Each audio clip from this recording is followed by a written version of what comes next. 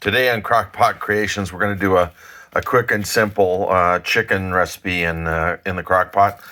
We've got four boneless, skinless chicken breasts. They're already frozen. We're going to try and do this, rattle this off pretty quick. Here's the Canadian garlic. You notice the red variety. That's what I prefer to use. You can use already peeled stuff if you wish. You can get a Walmart in a container. And let's just look at the clock. And it is about 16 minutes to 12, so let's get started. I peeled off about 6 of them. It took me about 3 minutes to do that. So we'll now chop that up fine. Just come out of my mouth, it said fine. And then I proceeded to do a rough chop.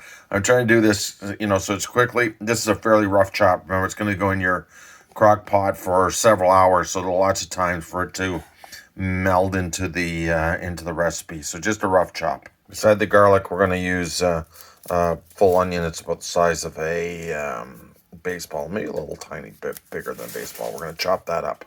So we got those chopped up. That's the onion and the garlic. And we're going to then chop up some sun-dried tomatoes. We're going to use some of those. I'll show you how much in a minute. And then we're going to use a bottle of pre-made Alfredo garlic sauce. Any Alfredo sauce that you like would work. So I'm going to use about this many. They were actually fairly finely chopped. Well, about like this. So they're already small enough. I'm not going to have to do another chop to them. You don't want them real full, but about quarters or fifths size is fine. So that works. We're over here at the stove, so we're ready to go. So first thing we're going to do is pop in the chicken breasts.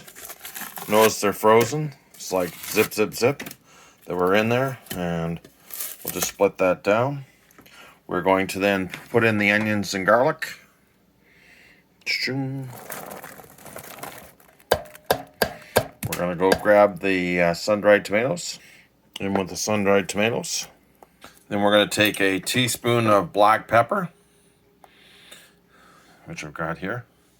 Just sprinkle that in. We're going to take a teaspoon of chili pepper flakes. And I'm going to have to put down the camera probably to get this. And a teaspoon of Mrs. Dash, salt-free. If you're going to use salt in this, I would use a quarter teaspoon. Here we are with a teaspoon of Mrs. Dash, or Miss Dash. I'm not sure just which it actually is. Oh, actually it just says Dash. I thought it said Miss or Mrs. Dash. And then we're going to take 1 container of Alfredo sauce. We're going to put that in. And if you want to put a little bit of water in this jar and shake it out, to clean it out better, certainly can. Put a little bit more water in that. That just gets us to clean it out. We're not put a lot, maybe a quarter cup of water in there.